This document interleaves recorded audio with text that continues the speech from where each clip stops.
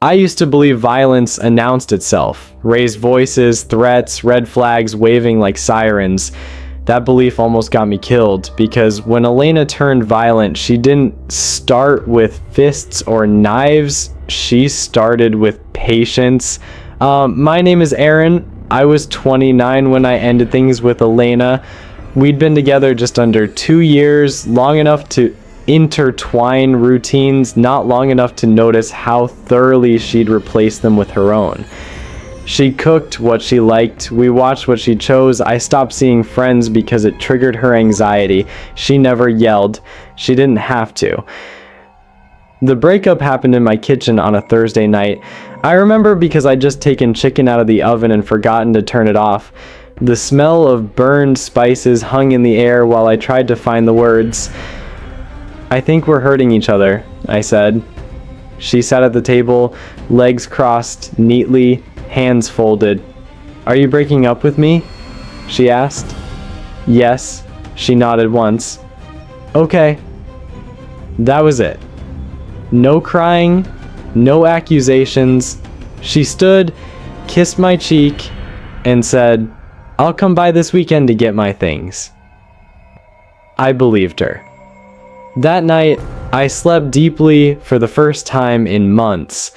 Elena never came for her things. Instead, she texted, "I realized I don't need them." I replied, "I'll box everything and leave it outside."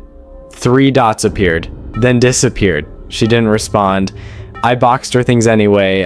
They stayed by the door for 3 days. On the 4th day, they were gone. I didn't see her. I didn't hear anything. I thought that meant closure. A week later, my neighbor from across the hall stopped me in the stairwell. "Your girlfriend okay?" he asked. "She's my ex," I corrected. He frowned. "She was here last night. Asked if you were sleeping well."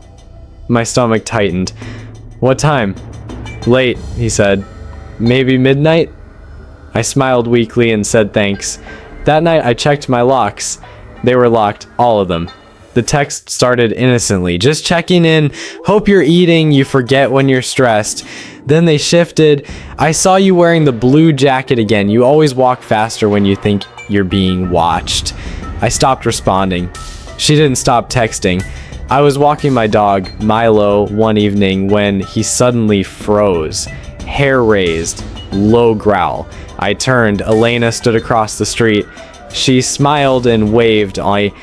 I pulled Milo back. She didn't approach, she didn't follow, she just watched us leave. That night, Milo wouldn't stop whining at the door. At 2:40 a.m., he barked furiously. When I opened the door, there was nothing there, just a small bag of treats. The brand I always bought. Things moved, not obviously. My toothbrush angled differently, my shoes aligned. The thermostat adjusted to 72, her preferred temperature. I changed the locks again. Paid extra for better ones. Installed a camera facing the hallway. For 2 nights, nothing happened. On the 3rd night, the camera went offline for exactly 9 minutes. When it came back, the hallway was empty, but my front door was unlocked. The voicemail arrived at work. Her voice was calm. "I don't like that you changed the locks. It feels like you're trying to keep me out of my own life." I called her. She answered immediately. "Stop coming near me," I said. "This isn't okay." She sighed softly. "I knew you'd misunderstand eventually." That was the first time she sounded annoyed. Over the next 2 weeks, things escalated fast. My tires were slashed. Once, then again, a dead bird was left on my doorstep, its neck twisted, a note attached, "You don't notice the quiet ones." I filed a police report. They asked if she'd threatened me. I said no. They suggested I block her number. I laughed. I woke up choking. Something pressed against my throat. I thrashed. A weight lifted. Elena stood over me. Her face twisted, not angry, disappointed. "I told you," she said quietly, "you don't sleep well without me." She stepped back. I scrambled out of bed. She didn't chase me. She held up a knife, not pointing it at me, just holding it. "I didn't bring this for you, she said. "It's for me, in case you make me do something permanent." I ran. This time the police listened.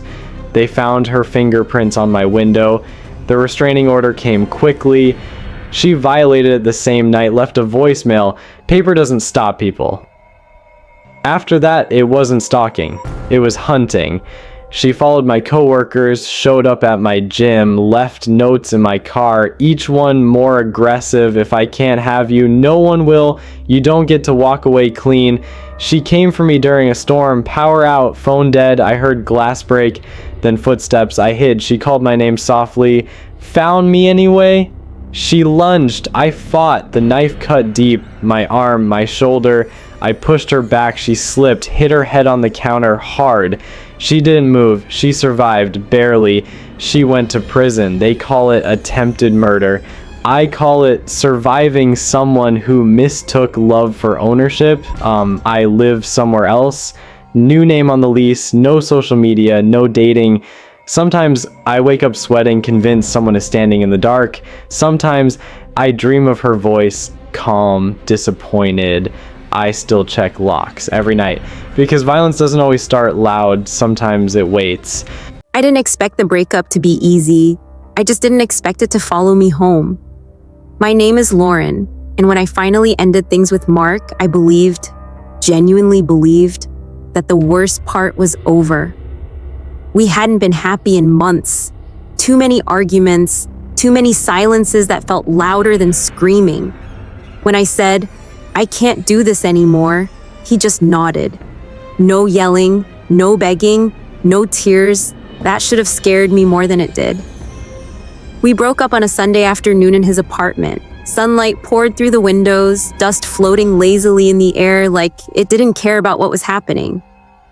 Okay, Mark said quietly after I finished talking. That was it. No questions, no accusations. He stood up, walked into the bedroom, and came back with a cardboard box. Take your stuff, he said. I hesitated. You're okay? He smiled. Not sad, not angry, just blank. I'll be fine, he said. I always am. I left feeling guilty and relieved. That night I slept better than I had in weeks. The first text came 2 days later. You forgot your scarf. That was true. I had. I replied politely. You can toss it or donate it. 3 dots appeared, then disappeared, then another message. I'll bring it by. No need. I typed. I can grab it another time. No response. I shrugged it off. People need closure, I told myself. A week later, I noticed something odd. My apartment smelled different. Not bad, just unfamiliar. Like a different laundry detergent. I blame the neighbors. That night, I found my scarf folded neatly on the chair by my bed. I stood there for a long time staring at it. My door had been locked, the windows closed. I checked my phone.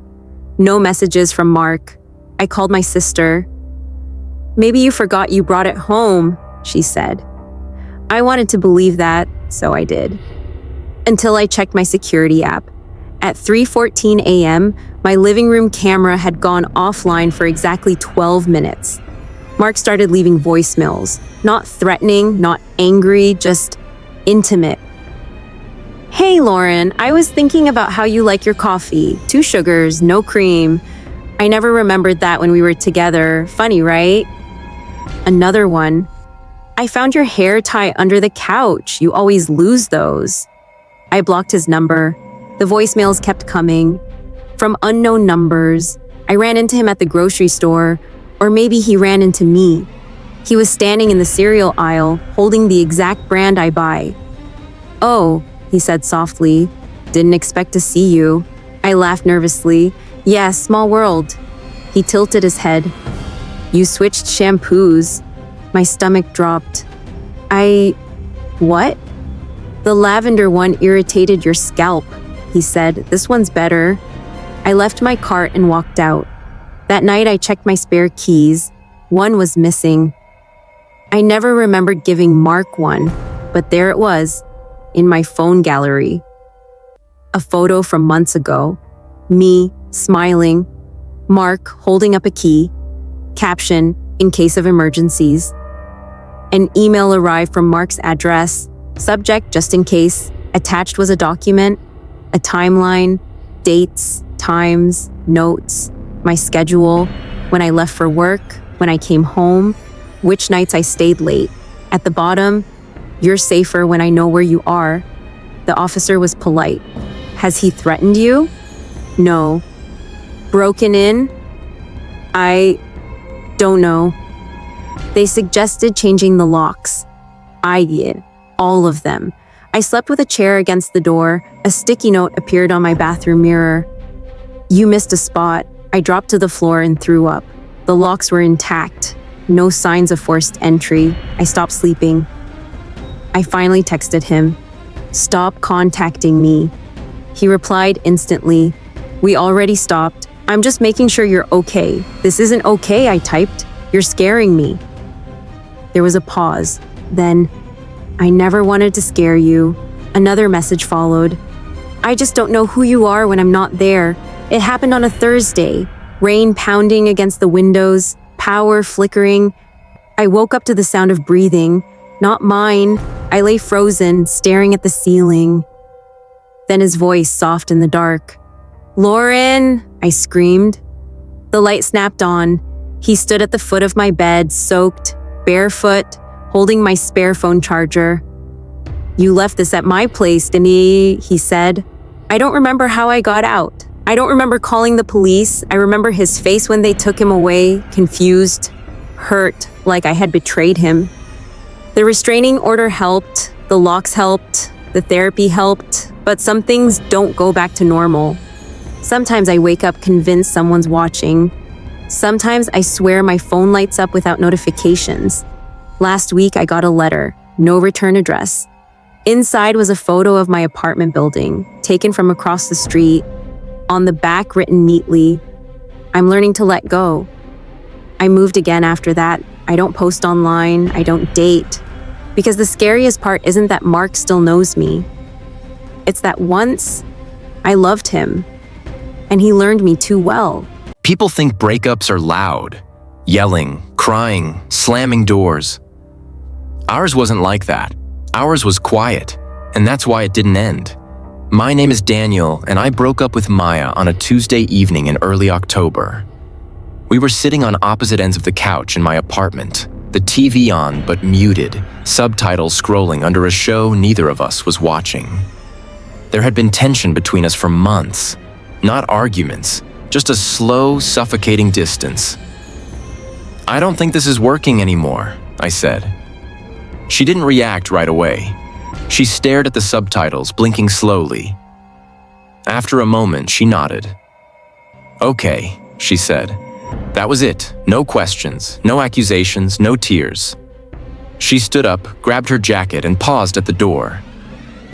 Take care of yourself, Daniel, she said softly. The door closed behind her. I remember feeling relieved. That was my first mistake. The next morning, I noticed her mug was still in the sink. The blue one with the chipped handle. I rinsed it and put it in the cabinet. Later, I found one of her earrings on the bathroom counter. Then her hair tie on the nightstand. Then her scarf draped over the back of the chair. Each item felt normal on its own. Together, they felt deliberate. I texted her, "Hey, you left some stuff here." 3 dots appeared, then vanished. No reply. 2 nights later, I woke up around 3 a.m. with the unmistakable feeling that someone was standing too close to the bed. I held my breath, listened. Nothing. When I turned on the lamp, the room was empty, but the bedroom door was open. I always closed it before sleeping. I told myself I'd forgotten. I started double-checking locks after that. A week passed. Then an email arrived from Maya. Subject: just so you know, inside was a single paragraph. I realized I never learned how you like to sleep when I'm not there. You breathe differently when you're alone. My hands went cold. I replied immediately. What does that mean? No response. I blocked her email. The next morning, the email was gone from my inbox. Deleted. like it had never been sent. I saw her at the coffee shop near my office. She was already there when I walked in, sitting at my usual table, drinking my usual order. She smiled when she saw me. "Hi," she said. "You're late today." My voice caught. "Why are you here?" She tilted her head. "I come here all the time." That wasn't true. She hated this place. When I left without ordering, she didn't follow, but when I got to work, my coworker said, "Your girlfriend stopped by earlier." Ex-girlfriend. I corrected him automatically. He frowned. She didn't say that. Things in my apartment started moving. Subtle things. My shoes lined up when I was sure I'd kick them off. The thermostat adjusted to Maya's preferred temperature. The shower curtain pulled closed when I always left it open. One night, I found a grocery receipt on the counter. Items circled in pen. Things I needed. Things I liked. In handwriting I knew too well. I changed the locks. It gave me peace for exactly one day. That night, I came home to find my door unlocked. Inside, everything looked untouched, except for the table. On it sat my old spare key, clean, polished, like it had been waiting for me. Voicemails started coming in from blocked numbers. Not threats, not anger, just memories. Remember when you burned the lasagna and pretended it was fine? You sleep on your left side when you're stressed. You hum when you think no one's listening. I stopped listening after the fifth one. They kept coming. My friends started acting strange. "You didn't tell us you got back together," my sister said. "We didn't," I replied. She hesitated. "She came by last night, helped me wrap your birthday gift." My birthday was months away. I checked my phone. There was a message I didn't remember sending. "We're trying again. Please don't worry." Sent to multiple people. From my number. I found it under my bed. A notebook I didn't own. Inside were entries dated after the breakup. Observations, routines, my routines. Daniel wakes up at 6:12 now. He eats standing up when he's anxious. He checks the lock 3 times. The last page read, "He thinks I left." I finally went to her apartment. The door was unlocked. Inside, everything was exactly as I remembered, except for the wall. Photos covered it, hundreds. Me sleeping, me reading, me locking my door, all taken from inside my apartment. Maya sat on the couch. "I didn't want to scare you," she said. "I just didn't know where else to go." "You broke into my place," I said, voice shaking. She frowned. "No, I never left." I don't remember leaving her apartment. I remember waking up in my bed, alone, or so I thought. In the bathroom mirror, written in fog, were words slowly fading. "You sleep better when I'm here." The police found nothing. No forced entry, no fingerprints that weren't mine. Maya had moved out of her apartment weeks ago, no forwarding address. The officer looked at me with tired eyes. "Breakups can be hard," he said. I almost laughed. The last message came a month later, from my own phone. "You don't have to pretend anymore." I threw the phone away. Changed numbers, moved apartments, cities, states. It helped, mostly. Now I live alone. I keep my apartment empty, minimal, nothing to move, nothing to rearrange. Sometimes, when I wake up at night, I swear I hear breathing that isn't mine, slow, familiar. Sometimes I wake up feeling rested, like someone stayed up watching over me. I don't check mirrors anymore, because I'm afraid one day I'll see her behind me, smiling, like she never left.